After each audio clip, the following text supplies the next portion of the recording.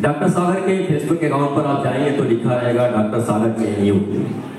जाहिर सी बात है कि जेएनयू से स्पष्ट हो जाता है कि इनकी जो पढ़ाई लिखाई हुई है जेएनयू से हुई है। बलिया से निकल करके बनारस बीएचयू, बीएचयू से फिर जेएनयू और जेएनयू से मुंबई तक का सफर। ये सफर बहुत ही आसान नहीं था। वो एक शेर है कि ये आग का दरिया है और डूब करके जाना है, ये इश्क नहीं आसान, बस इतना समझ लीजिए, एक आग का दरिया है और डूब करके जाना है। सागर बचपन से ही लिखते रहे हैं और इस समय साक्षी, क्योंकि सागर में सहपाठी भी रहे हैं, बीएचयू में भी हम लोग साथ रहे 1 साल तक, उसके बाद फिर ये जेएनयू चले गए। जब ये इंटरमीडिएट में पढ़ते थे बलिया, तो उस समय संडे टू संडे एक गोष्ठी हुआ करती थी, उस गोष्ठी में हम लोग जुटा करते थे और सागर उसी समय से लिखते रहे। इनके प्रोफाइल पर आप जाएंगे तो सागर पहली बार क्लास 2 में जब थे तो कविता की रचना इन्होंने किया और 7th क्लास में जब रहे तो उस समय इनके गीतों को गाया जाने लगा है, रेडियो स्टेशन पे इनके गीत गाए जा रहे थे। तो बलिया से निकल करके और बम्बई तक, बम्बई का काबा, उस पर हम लोग चर्चा करेंगे, उससे बातचीत करेंगे। तो सबसे पहले तो स्वागत है आपका संवाद इस कार्यक्रम में। जेएनयू से जब मुंबई जाते हैं सागर तो वहाँ एक लंबा संघर्ष होता है और जो संघर्ष जाहिर सी बात है कि मुंबई में अपनी जगह बनाना बहुत आसान नहीं है। उस माया नगरी में अपने आप को स्थापित करना और लोक राग को स्थापित करना एक बहुत बड़ी बात है। और आज के दौर में जब हम गीत सुनते हैं तो बहुत सारे ऐसे गीत, म्यूजिक इतना हावी रहता है कि शब्द समझ में नहीं आते, सुनाई नहीं देते। और ऐसे दौर में जब सागर गीत की रचना करते हैं, जो अभी गीत आप सुन रहे थे, तो उनके गीतों की भी हम लोग चर्चा करेंगे, उससे बातचीत करेंगे। उसके पहले मैं बता दूं कि जब सागर संघर्ष से निकलते हुए बम्बई में काबा जब गीत की रचना की, उसकी वजह से पूरे देश दुनिया में जाने गए सागर फिल्म इंडस्ट्री के जितने बड़े डायरेक्टर हैं, उन डायरेक्टरों में 4 लोगों का नाम मैं लेना चाहूँगा। सुधीर मिश्रा, अनुभव सिन्हा, सुभाष कपूर, नीरज पांडे, वो गीत आपने लिखा उनके लिए, आइए न हमरा बिहार में ठोक देंगे कट्टा, उस पर भी चर्चा करेंगे हम लोग। बहुत ही चर्चित गीत रही, थोड़ा विवाद भी हुआ उस पर। अगर म्यूजिक डायरेक्टरों की बात करें तो राजा इलिया जो दक्षिण के संगीत की दुनिया के एक बादशाह माने जाते हैं, उन्होंने काम किया आपके साथ, संगीत दिया आपके गानों के लिए। सलीम सुलेमान, विपिन पटवा, रोहित शर्मा, अनुराग शाकिया, ये तमाम संगीतकारों के साथ आपके गीतों की रिकॉर्डिंग हुई। और जो सिंगर भारत और पाकिस्तान के जो बड़े सिंगर रहे हैं, सबने आपने गीत गाया है। अरिजीत सिंह, अर्थात फतेह अली खान, जुबिन नौटियाल, श्रेया घोषाल, सुनीति चौहान, किसका नाम लिया जाए। तो बातचीत शुरू करते हैं और शुरुआत वहीं से करते हैं बम्बई में काबा। हम आपकी जर्नी के बारे में भी बातचीत करेंगे, बहुत सारी चीज़ों के बारे में, लेकिन जिस गीत से सागर जाने गए, जिस गीत से एक पहचान बनी सागर की बम्बई में काबा, उस गीत की रचना प्रक्रिया के बारे में थोड़ा बहुत। सबसे पहले तो गोरखपुर लिटरेरी फेस्टिवल इतना खूबसूरत फेस्टिवल चल रहा है कि इस समय सोशल मीडिया पे चारों तरफ इस फेस्टिवल की चर्चा है। कुछ लोग बोल रहे हैं कि गोरखपुर में भी ऐसा होता है क्या, इतना बड़ा फेस्टिवल होता है क्या जिसमें इतने सेलिब्रिटी आ रहे हैं, मुंबई से लेकर के तमाम इंटेलेक्चुअल यहाँ पे आ रहे हैं और आप सब बहुत मन से सुन रहे हैं और देख रहे हैं। तो सबसे पहले तो मैं शुक्रगुजार हूँ कि मुझे गोरखपुर लिटरेरी फेस्टिवल में बुलाया गया और ख़ासतौर से हर्ष सिन्हा जी का मैं शुक्रगुजार हूँ। और जब उनसे मेरी बात हुई और पता चला कि वो मेरे गांव के बगल के ही हैं, सिकंदरपुर के हैं और मैं नगरा का हूँ, नगरा के पास एक ककरी गांव है, मैं वहीं का रहने वाला हूँ। तो मैं आप सबका बहुत शुक्रिया अदा करता हूँ, आप सब यहाँ आए हैं सुनने के लिए। मुझे ऐसा लग रहा है कि आवाज़ बहुत गूंज रही है और आवाज़ बहुत साफ पहुँच रही है क्या आप सबके पास? जी, पहुँच रही। ओके जी। तो आशीष भाई के बारे में भी मैं बता दूं कि आशीष त्रिवेदी बलिया के सांस्कृतिक मंच संकल्प के संस्थापक हैं और मेरे क्लासमेट हैं और बहुत सारा कला से जुड़ा हुआ बलिया का सबसे बड़ा काम आप ही कर रहे हैं इस समय। और बचपन से ही लड़कपन से कहूँ तो लड़कपन से आप मुझे सुनते रहे हैं, मेरे गीतों के बारे में जानते हैं। तो मैं आप सबको बताऊं कि मैं कक्षा 2 से ही गाने लिख रहा हूं। मैं दूसरी क्लास से कविताएं लिखना शुरू किया और 6वीं 7वीं तक आते आते मेरे गीत गाने लगे थे, बड़े बड़े लोग गाने लगे थे। तो जैसा कि आशीष भाई ने कहा कि बम्बई में काबा से बात की शुरुआत की जाए। बम्बई में काबा के बाद आप सबने बहुत सारी पैरोडी सुनी होगी। तो एक्चुअली अनुभव सिन्हा फिल्म निर्देशक जिन्होंने ढेर सारी फिल्में बनाई, थप्पड़, मुल्क, रावण और अभी भीड़ आई थी। तो अभी जो गाना बज रहा था वो भीड़ का गाना बज रहा था राजकुमार राव और भूमि पेडनेकर के साथ।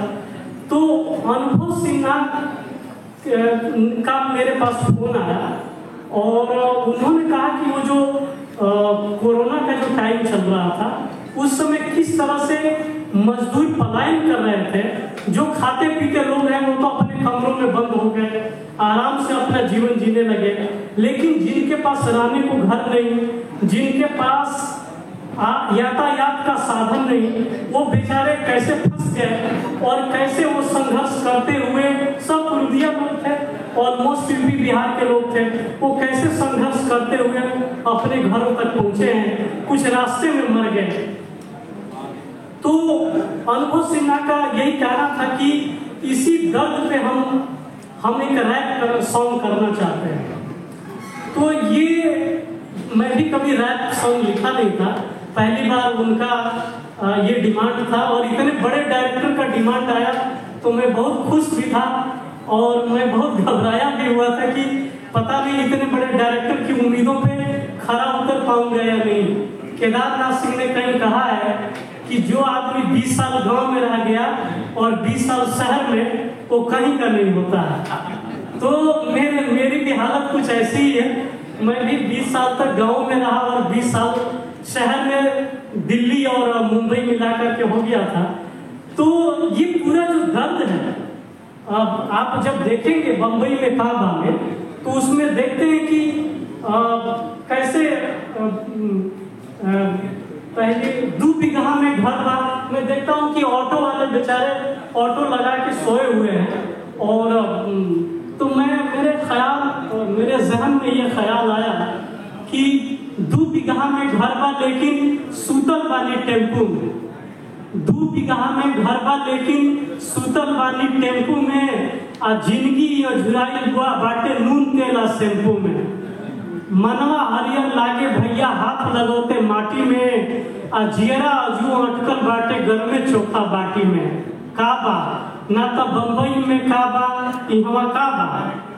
आगे है कि बन के हम सिक्योरिटी वाला डबल ड्यूटिया खटता है, बन के हम सिक्योरिटी वाला डबल ड्यूटिया खटता नहीं, आ ढिबरी के बाती के जैसे रोज रोज हम घटता नहीं। केकरा इतना शौक बाटे मच्छर से कटवावे के, आ के चाहेला एक तरह अपने के घर भसावे के। काबा ना तो बम्बई में काबा, इहवा काबा।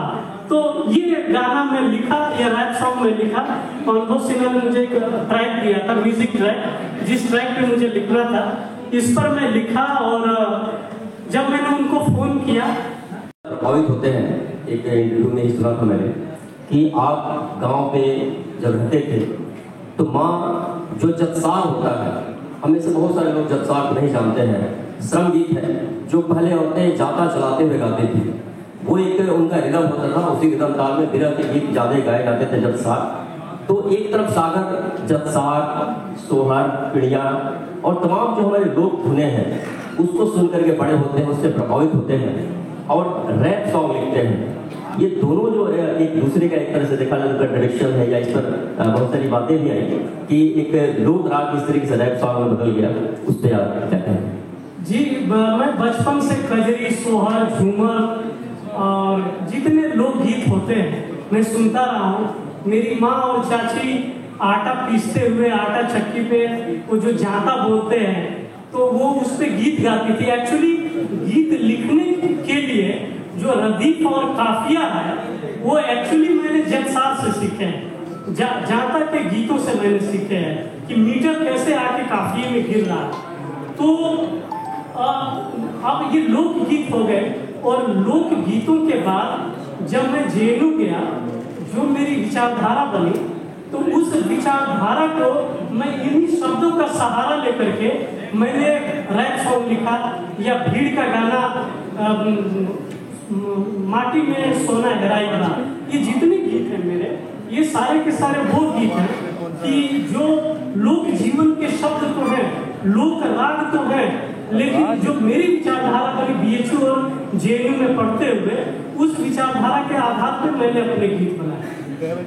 विचारधारा की बात हो रही है तो एक जमाना था जब वजूद सुल्तानपुरी, साहिब अली शैलेंद्र जब गीत रचना करते थे तो उनके गीतों में कहीं न कहीं से उनके जो विचार थे वो बिल्कुल स्पष्ट रूप से निकल करके आते थे और एक लंबी फहरिस्त रही है उनके गीतों की। उसके बाद जब हम सागर का जो रैप सॉन्ग है बम्बई में काबा, सिर्फ उसको इस रूप में हम नहीं जानते हैं कि बम्बई में काबा एक गाना आया रैप सॉन्ग भोजपुरी में और चर्चित हो गया। अगर उसके शब्दों पे अगर हम जाए, उसकी रचना प्रक्रिया में जाए तो बहुत बड़े सवाल भी खड़े करते हैं सागर उसमें। एक लाइन में उसमें से इस समाज में देखा कितना ऊंच नीच के भेद हवे, उनका खातिर संविधान में ना कोनो अनुच्छेद हवे। जो एक सामाजिक ताना बाना हम लोग जो देख रहे हैं, उसके बाद एक उसी में लाइन आती है कि हम तक भैया लेकिन तारा बहुत ऊंच सिंहासन बा, और सब जाने ला कितना चलते ना घरवा में राशन बा।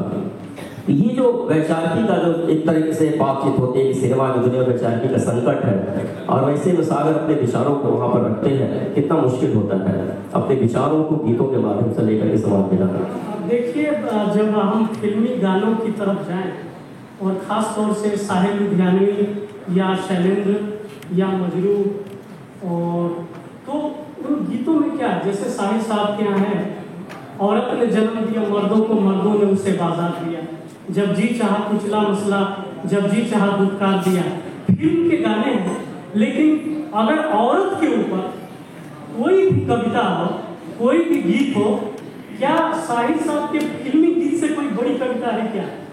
औरत के ऊपर इतनी बड़ी रचना आप फिल्म के माध्यम से दे रहे हैं। हिसाब से रंग भरेला तितली के पाखी में, के हिसाब से रंग भरेला तितली के पाखी में, काहे सजी समुद्र समाई ऐश्वर्या की आँखी में, काहे सजी समुद्र समाई ऐश्वर्या की आँखी में, काहे पहली रात से जरिया घूंघट में उतरेला चांद, हम पूछिला कौना कारण फूटल किरीन भइल बिहान, हम पूछिला कौना कारण फूटल किरीन भइल बिहान।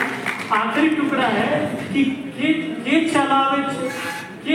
के चलावे, उसमें था कि काहे गोल धरतिया डोले, काहे गोल धरतिया डोले, काहे भंवरा गुनगुन बोले, काहे गोल धरतिया डोले, काहे भंवरा गुनगुन बोले, आ खोतवा से चिड़ई के बचवा काहे चूचू मुहावा खोले, आ काहे सागर कविता लिखे जेकर थोरही बुद्धि ज्ञान, हम पूछिला कौना कारण फूटल किरीन भइल बिहान, हम पूछिला कौना कारण फूटल किरीन भइल। तो चड्ढा साहब बोले कि उनको समझ में आ गया, बोले मैं आपके लिए क्या कर सकता हूँ। मैंने कहा सर मेरा मेस बिल आया है 7,600 का, 6 महीने की बिल है। तो क्या यार मांगे भी तो इतना छोटा मांगे, कुछ और मांग लेते। खैर उन्होंने मेरा मेस बिल भिजवा दिया था और मैंने उन्हें बताया कि मैं फिल्मों में गाना लिखना चाहता हूँ, तो उन्होंने ढेर सारी शुभकामनाएं दी थी।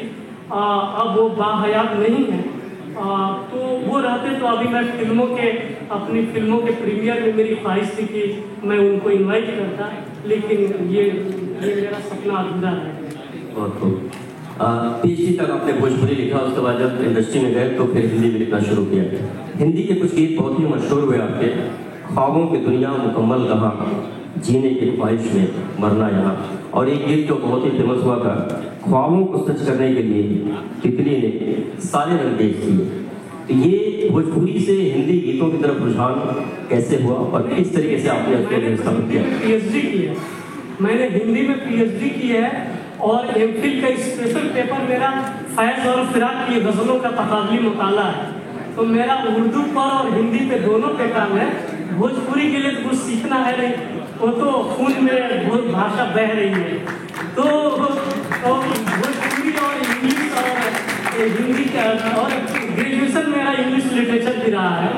तो मैं हिंदी तो लिखने के लिए एक्चुअली गया था कि मैं हिंदी में लिखूंगा और मैंने अपनी पीएचडी साहिब साहब को डेडिकेट की।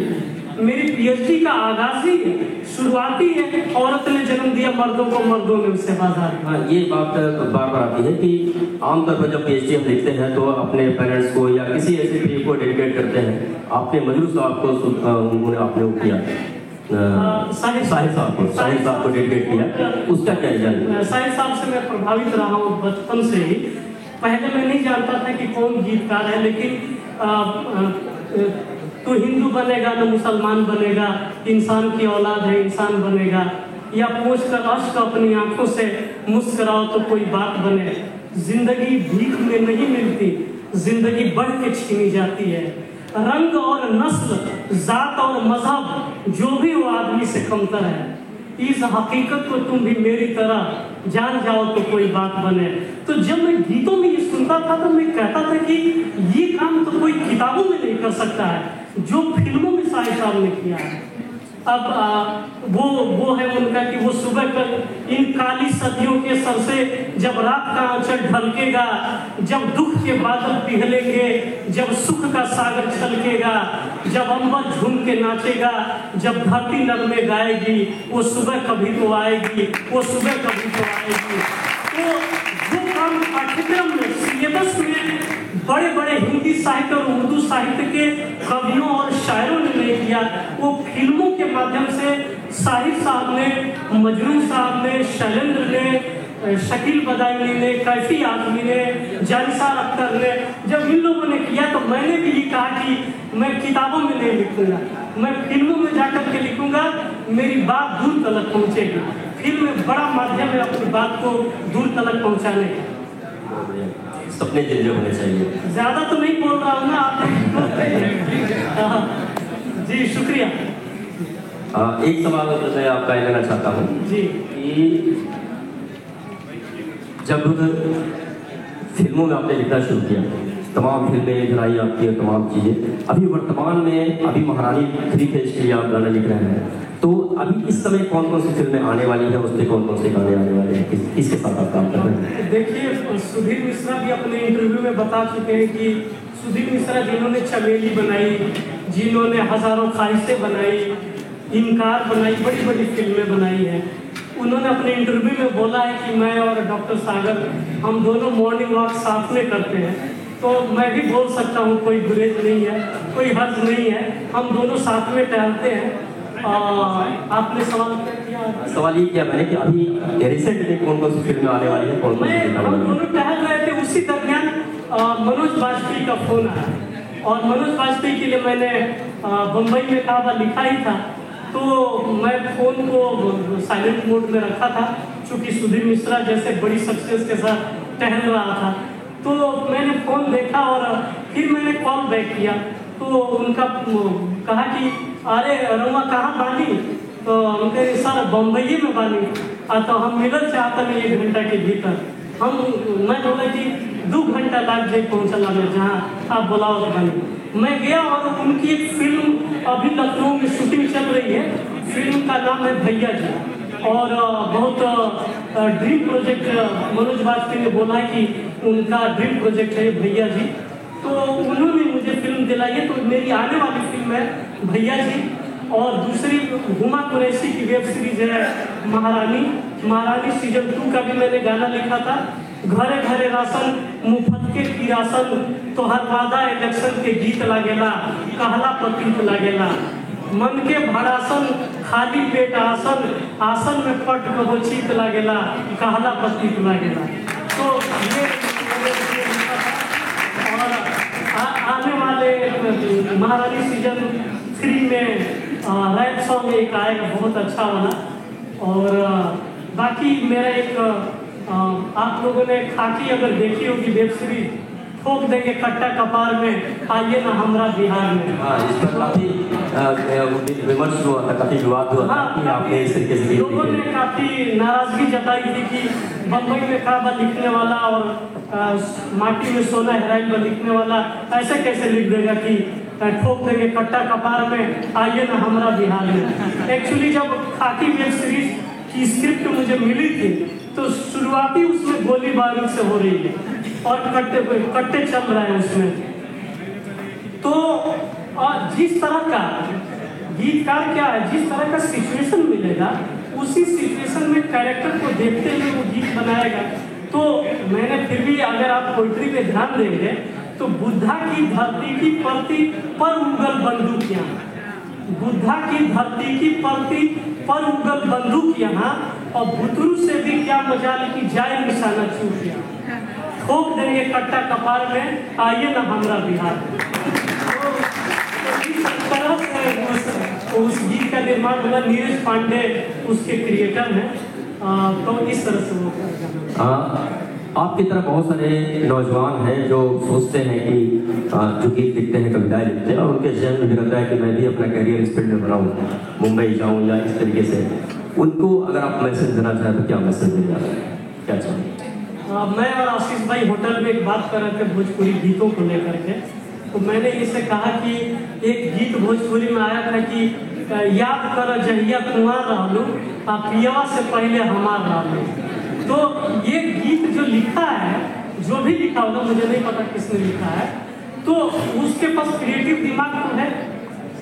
तो अच्छा लिखने के लिए जब हमारा अध्ययन होगा, हमारी पढ़ाई लिखाई होगी, हमारी समझदारी होगी, तो हम उसी भोजपुरी में फिर लिखेंगे कि यह समाज में देखो कितना ऊंच नीच के भेद आवे और उनका खातिर संविधान में ना कोनो अनुच्छेद आवे, और हाँ, अपना छोटकी भुजिया के हम भर न सकी अखबारी में है के छोड़े लेगा हमन के अब एक तरह लाचारी में, और अपना छोटकी भुजिया के हम भर न सकी अखबारी में। हम अखबारी में भाभी को भरने का और किसी प्रेमिका को भरने की बात से ज्यादा हम जो सामाजिक सरोकार है, रचनाकार जितना सामाजिक होगा, जितने सामाजिक सरोकारों से जुड़ेगा, वो रचनाएं उसी तरह से निकल करके आएंगी सामने, समाज के अंदर आएंगी, उसी तरह की रचनाएं मिलेंगी।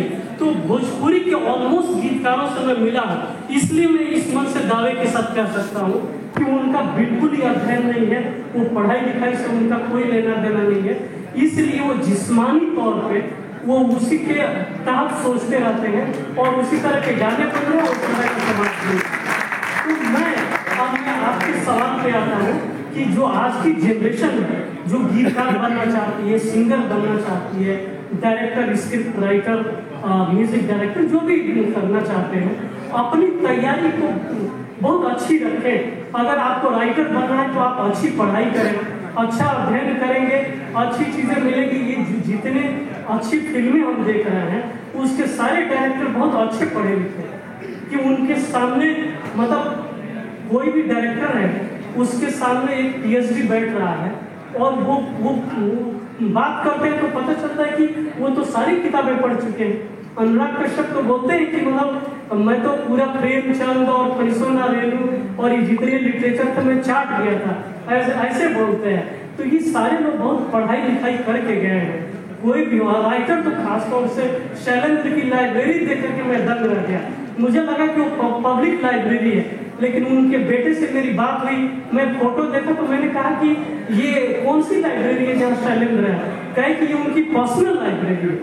तो ये सारे लोग बहुत पढ़ाई लिखाई करते हैं और हम पढ़ेंगे लिखेंगे तभी हमारी विचारधारा हमारी रचनाओं में आएगी। तो मैं तमाम गुजारिश करता हूँ कि पढ़ाई लिखाई कीजिए और अपने माता पिता और अपने दादा दादी और नाना नानी सबका बहुत ख्याल रखिए। ये हमारी पूंजी है, हमारे कैपिटल है, और इन्हीं से सीखिए। लेखक का, कलाकार का, पत्रकार का सामाजिक सरोकार से जुड़ना बहुत जरूरी है, पढ़ना लिखना भी जरूरी है। तमाम बातें हुई और मुझे लग रहा है कि समय हम लोग का कंप्लीट हो रहा है, तो हम लोग धीरे धीरे में समापन जो हम है। एक चीज आपका एक किताब बहुत ही मशहूर हुआ था, मजनू का कुत्ता, मजनू के मेले कुत्ते। ये शायद आपको खाली करना चाहिए मंच। नहीं। अच्छा, तो एक ये मैं साहिद साहब मेरे मन में आया कि साहिद साहब पे एक गीत लिखा जाए, एक कविता लिखूं। अभी इमरोज की कल डेट हुई है, जो अमृता प्रीतम ने शादी की थी इमरोज से, और साहिद साहब से प्यार करती थी और शादी इमरोज से हुई थी। इमरोज शादी के बाद इमरोज की पीठ पे अमृता प्रीतम शायरी लिखती थी और कहती है कि पता नहीं इमरोज की पीठ किस काठ की बनी हुई थी कि मैं उसकी पीठ पे उंगलियों से शायरी लिखती थी और मेरी उंगलियां उसकी पीठ को चुभती नहीं। तो ये प्यार अद्भुत है। कोई पति ऐसा नहीं चाहेगा कि उसकी पत्नी जो है अपने प्रेमी का जिक्र करे या उस पीठ पे उसका नाम लिखे, ऐसा संभव नहीं है। ऐसे प्यार करने वाले लोग पता नहीं कैसे लोग होते, तो मैं पर्सनली इसे बर्दाश्त नहीं कर पाऊंगा। अगर मेरी प्रेमिका ऐसा करे तो पता नहीं वो किस मिट्टी के बने हैं लोग। तो मैंने ऐसे ही सोचा कि क्यों ना साहिद साहब पे एक रचना करूं। तो बनते बनते मैंने कुछ और लिख दिया और वो यूं है, वही सुना करके वो कविता सुना के और इस प्रोग्राम को हम खत्म करते हैं। वो रचना यूं है, मैंने माना कि लैला मजनू, शीरीन फरहाद, हीर रांझा, रोमियो जूलियट, इनका प्यार मुकम्मल नहीं हुआ, ये सब अधूरे रहे। इन्होंने जो दुआ मांगी होगी खुदा से तो वो दुआ कबूल नहीं हुई, वो अस्वीकार हो गई, दुआ कबूल नहीं हुई। तो मैंने इसी पे ये रचना लिखी कि जब दुआएं बन के शबनम फूलों पे गिर जाती हैं, दुआएं तो कबूल नहीं हुई तो दुआएं धरती पे आके गिर गई। अब वो मिट्टी में गिरे, वो धूल में गिरे, वो फूल पे गिरे। मैं कहता हूँ कि लैला मजनू की दुआएं फूल में आके गिर गई। तो जब दुआएं बन के शबनम फूलों पे गिर जाती हैं, जब दुआएं बन के शबनम फूलों पे गिर जाती हैं, मजनू के मैले कुर्ते से इश्क की खुशबू आती है, मजनू के मैले कुर्ते से इश्क की खुशबू आती है। और साहिद के जीव बचे हुए सिगरेट के उस टुकड़े की खुशबू। साहिद साहब जो सिगरेट एक कस लेके फेंक देते थे तो अमृता प्रीतम उन टुकड़ों को बाद में जला के पीती थी और अमृता प्रीतम उन्हीं की वजह से सिगरेट पीने की आदी हो गई थी, उन जले हुए टुकड़ों को पीकर। तो साहिर के जीव बचे हुए सिगरेट के उस टुकड़े की खुशबू। मजा मुझे इसलिए आ रहा है कि इतनी बारीक बातें को समझने वाले सारे बैठे हुए सामने, इसलिए मुझे मजा आ रहा है। हाँ, इतना मजा मुझे जेएनयू में आया था और दूसरा गोरखपुर में आया था। तो साहिर के जीव बचे हुए सिगरेट के उस टुकड़े की खुशबू, साहिर के जीव बचे हुए सिगरेट के उस टुकड़े की खुशबू और जीव गुलजार के गीतों के उस छोटे से मुखड़े की खुशबू। अपने भजन से मीराबाई इनकलाब जब लाती है, मजनू के मैले कुर्ते से इश्क की खुशबू आती है, मजनू के मैले कुर्ते से इश्क की खुशबू आती है। और अंकुर फूट रहा हो कोई जब धरती के सीने से, अंकुर फूट रहा हो कोई जब धरती के सीने से, आज हवाएं महक गई हैं किसके गजब पसीने से, आज हवाएं महक गई हैं किसके गजब पसीने से। खेतों की मेड़ों पर धनिया जब बीड़ी सुलगाती है, मजनू के मैले कुर्ते से इश्क की खुशबू आती है, मजनू के मैले कुर्ते से इश्क की खुशबू आती है। मैं एथिस्ट हूँ, मैं नास्तिक हूँ, मैं काफिर हूँ। अगली रचना है कि जब तावीज के भीतर भीतर आयत ने दम तोड़ दिया, जब तावीज के भीतर भीतर आयत ने दम तोड़ दिया, जब तावीज के भीतर भीतर आयत ने दम तोड़ दिया, कैसे रेगिस्तानों में रांझे को लाकर छोड़ दिया, कैसे रेगिस्तानों में रांझे को लाकर छोड़ दिया। और देख के सोहनी के मटके को याद कीजिए, सोनी महिवाल के लिए सोहनी घड़ा लेके कूद गई थी। तो देख के सोहनी के मटके को जब नदियां बल खाती है, मजनू के मैले कुर्ते से इश्क की खुशबू आती है। मजनू के मैले कुर्ते से कहीं इश्क की खुशबू आती है, और कहीं अधूरी राधा तो कमली का आंचल मैला है, मैला आंचल की कमली, कहीं अधूरी राधा तो कमली का आंचल मैला है, और कहीं चीखती हीर कहीं चौखट के भीतर लैला है, कहीं चीखती हीर कहीं चौखट के भीतर लैला है। अनारकली को जब सत्ता, अनारकली को जब सत्ता दीवारों में चुनवाती है, मजनू के मैले कुर्ते से इश्क की खुशबू आती है, मजनू के मैले कुर्ते से इश्क की खुशबू आती है। और जब शीरी की खातिर उस फरहाद ने पर्वत काट दिया, जब शीरी की खातिर उस फरहाद ने पर्वत काट दिया, और दशरथ माझी ने पहाड़ को दो हिस्सों में बांट दिया, दशरथ माझी ने पहाड़ को दो हिस्सों में बांट दिया। खून से लिखे खत में दुनिया, खून से लिखे खत में दुनिया जब तेजाब मिलाती है, मजनू के मैले कुर्ते से इश्क की खुशबू आती है, मजनू के मैले कुर्ते से इश्क की खुशबू आती है। आखिरी अंतरा है कि जिस पेड़ के नीचे हंसती है शाखों में फूल निकल आए, जिस पेड़ के नीचे हंसती है शाखों में फूल निकल आए, वो पांव जमीन पे रख दे तो फसलों में दाने लग जाए, वो पांव जमीन पे रख दे तो फसलों में दाने लग जाए। और सागर की गजलों में जब वो, सागर की गजलों में जब वो नुक्ता सही लगाती है, मजनू के मैले कुर्ते से बहुत बहुत धन्यवाद।